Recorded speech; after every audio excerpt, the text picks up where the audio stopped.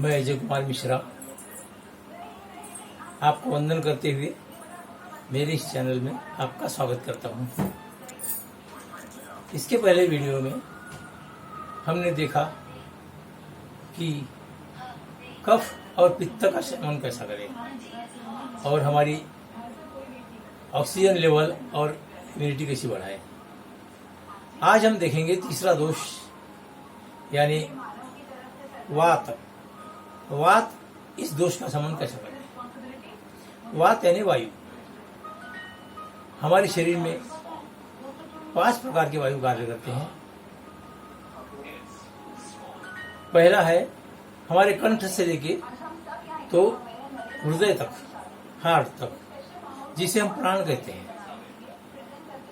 यह वायु जो है वह हमारे अन्न नलिका, श्वास नलिका, कंठ, फेफड़े और हृदय, इन्हें शक्तिशाली बनाता है।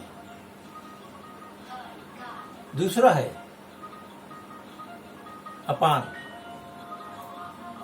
जो नाभि से लेकर हमारे पांव तक कार्य करता है और यह वायु हमारे शरीर के जितने विजातीय तत्व हैं, मल मूत्र आदि विसर्जित करके हमारे शरीर को शुद्ध बनाता है। तीसरा है उदान, जो कि कंठ से लेकर सर तक कार्य करता है और हमारे मुखमंडल के जितने भी पार्ट हैं उसे कार्यशील बनाता है। चौथा वायु है समान, हमारे हार्ट से लेकर तो नाभि तक जो कार्य करता है और हमारी जितनी पचन संस्था है, पचनेंद्रिय, डाइजेस्टिव सिस्टम, इसे शक्तिशाली बनाता है। पांचवा वायु है सर से लेकर हमारे पांव तक कार्य करता है, उसे कहते हैं व्यान। यह वायु हमारे शरीर की संबंध नाड़ियां, संपूर्ण नाड़ियां और रक्तवाहिनियां हैं, जितनी रक्तवाहिनियां हैं, रक्त कोशिका हैं, उन्हें सक्षम बनाता है, सबल बनाता है। यह 5 प्रकार के वायु हैं। इन पांचों भी बातों को, इनका शमन करना, नियंत्रित रखना यह अनिवार्य है। क्योंकि हमारे जो 2 दोष है, कफ और पित्त, यह दोनों पंगु है, अपंग है। वह एक जगह से दूसरे जगह नहीं जाते, लेकिन वात जो है वह इन्हें हमारे शरीर में घुमाता है और उसी वजह से हमें अनेक व्याधियां हो जाती हैं, जिसे हम वात कहते हैं। तो इसका हम शमन आज करेंगे प्राणायाम के माध्यम से। इसके लिए हम करेंगे प्राणायाम अनुलोम विलोम। अनुलोम विलोम में क्या है, हमने भस्त्रिका की, उसमें रेचक और पूरक किया, सांस लेना, सांस छोड़ना। रेचक यानी छोड़ना, पूरक यानी लेना, यह काम किया। कपालभाति में क्या, सिर्फ रेचक किया, सिर्फ सांस छोड़ने का काम किया। अब इसमें क्या है कि अनुलोम विलोम में काम वही करेंगे, सिर्फ रेचक और पूरक करना है, लेना है, छोड़ना है। लेकिन इसमें क्या है कि एक एक नासिका से लेना है, बारी बारी। हमारी 3 नासिका कार्य करती है। पहली है चंद्र नाड़ी है, जिसे ईड़ा कहते हैं,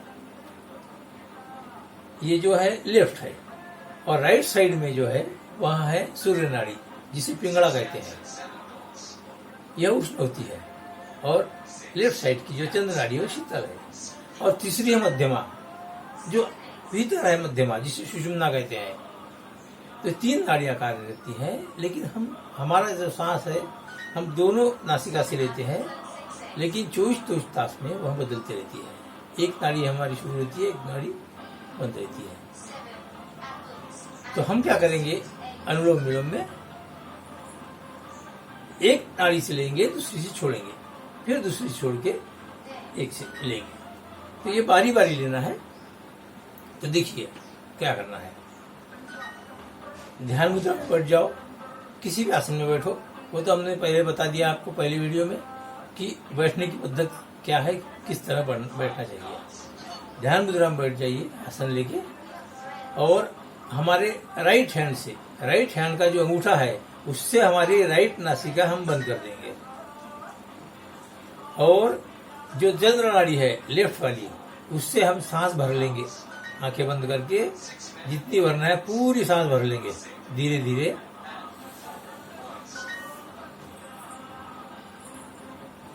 अब ये जो मध्यमा उंगली है उससे लेफ्ट नासिका बंद कर देना है और राइट साइड की खोलकर उससे सांस छोड़ देना है।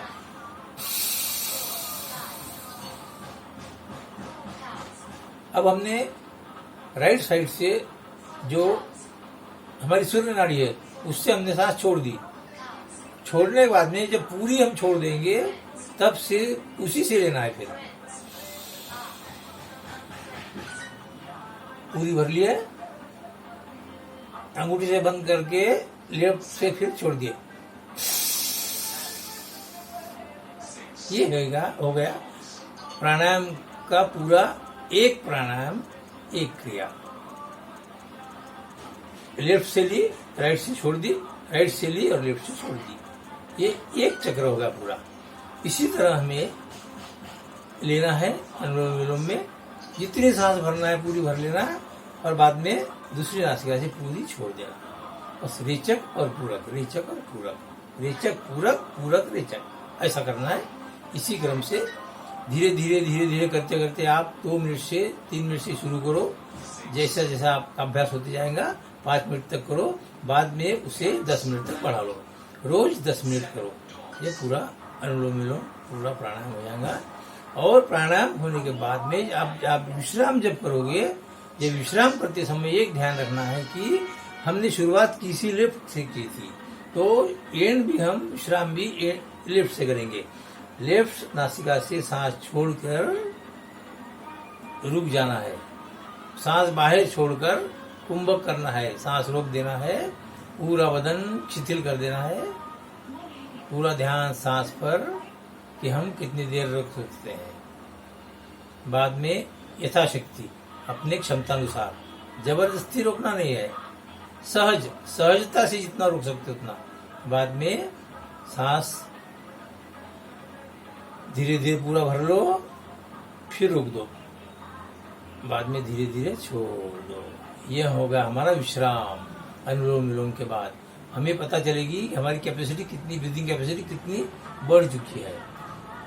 और दूसरी बात यह, हम जब प्राणायाम करते हैं, जब हमें इमेजिन करना है कि हम जब सांस भीतर ले रहे हैं तब सिर्फ सांस ही नहीं ले रहे हैं, बल्कि सांस के माध्यम से परमेश्वर की जो दिव्य शक्ति है, इस नेचर में की जो दिव्य शक्ति है, वह शक्ति हमारे शरीर में संचार कर रही है, भीतर संचार कर रही है। हम अमृत पान कर रहे हैं।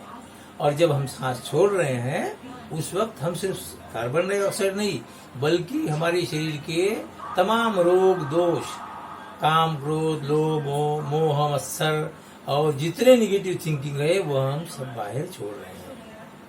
यह हमें इमेजिन करना है, साइकोलॉजी बनाना है।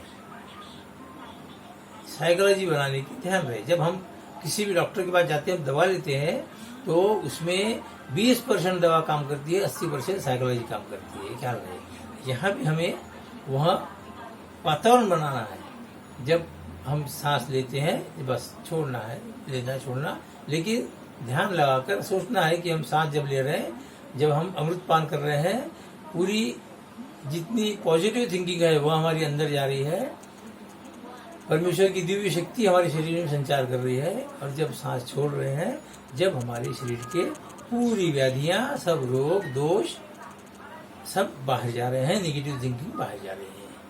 यह हमें इमेजिन करना है ध्यान लगाकर, तब हमें पूरा इसका फायदा मिलेगा अनुलोम विलोम का। यह हमेशा ख्याल रहे। अनुलोम विलोम में क्या होता है कि भरपूर ऑक्सीजन हमें मिलता है। जब हम डीप ब्रीदिंग करते हैं तो ऑक्सीजन भरपूर मिल जाता है। और होता क्या है कि हमारी दोनों नासिका, दोनों नाड़ियां शुरू हो जाती है, और दोनों नाड़ियों में से सांस जो है हमारी उत्थान होकर मध्यमा में प्रवेश करता है, और तब हमारी कुंडलिनी शक्ति जागृत होने लगती है। यह आपको उसका अनुभव आएगा जब आप निरंतर करते रहोगे। तब आपको पता चलेगा कि हमारी कुंडली शक्ति धीरे धीरे जागृत हो रही है। आपको टेलीपैथी का महसूस होगी, टेलीपैथी का अनुभव आपको आएगा। ये भी करो, अवश्य करेंगे। तो इसमें क्या होता है, पूरा 10 मिनट करो।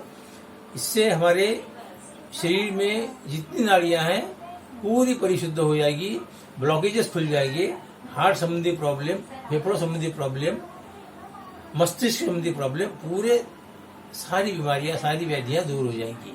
यहाँ तक कि जो माइग्रेन पेन है वो भी ठीक हो सकता है। तुम्हारे शरीर के जितने त्वचा रोग है, त्वचा रोग, तुम्हारी त्वचा जो है कांति में बन जाएंगी, तेजस्वी बन जाएंगी। इससे पूरी नाड़ियां शुद्ध हो जाएंगी। ये हमेशा ख्याल रखो। यह है अनुलोम विलोम प्राणायाम। हमने देखे, अब तीनों भी प्राणायाम हमने देखे, अलग अलग दोषों के लिए प्राणायाम है, लेकिन सब प्राणायाम में कॉमन एक ही है। कोई भी प्राणायाम हो उसमें एक चीज कॉमन ऐसी है कि हर प्राणायाम में हम सांस से संबंधित प्राणायाम है, सांस नियंत्रित करते हैं। तो हम हर प्राणायाम के वक्त हमारे ऑक्सीजन फैक्ट्री से होते हुए गुजरते हैं, यानी कि हमारी जो फेफड़े हैं ऑक्सीजन बनाने की फैक्ट्री, वहां से हम गुजरते हुए तो हमें जो रॉ मटेरियल है भरपूर मिलता है और हमारी जो ऑक्सीजन लेवल है यह बढ़ती है, हमारी आयु बढ़ती है, एज लिमिट, हमारी आयु सीमा बढ़ती है। यह ख्याल में रखिए इस प्राणायाम में। बाकी सभी व्याधियां हैं वह दूर हो जाएंगी अनुलोम विलोम प्राणायाम से। यह था अनुलोम विलोम प्राणायाम। तो यह बरोबर 10 मिनट आप कम से कम करना है।